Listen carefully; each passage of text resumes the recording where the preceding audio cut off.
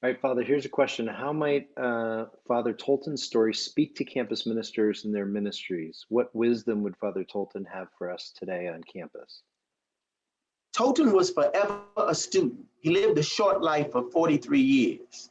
And so the first thing he learned was on the plantation, he learned how to live his Catholic life while enslaved. That took so much humility. That took so much of dying to self. And he was able to do that on a plantation of enslaved Catholic people. His master was a slave owner who was Catholic, but Tolton was baptized on that plantation. The church is still there. It's called St. Peter's. And that's the first lesson he learned the first time he was a student. He crosses over into freedom and he becomes literally a student and a protege of the Irish priest, Father McGurr. And Father McGurr teaches him that he has worth and value and that he has a vocation.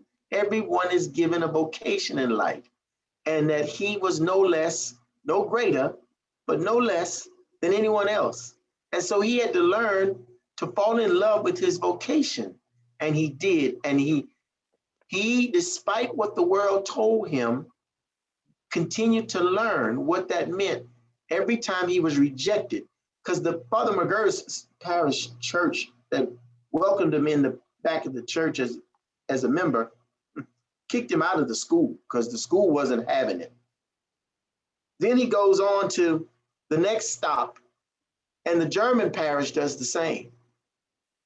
And so he goes to the Sisters of Notre Dame and he says, "Will you tutor me?"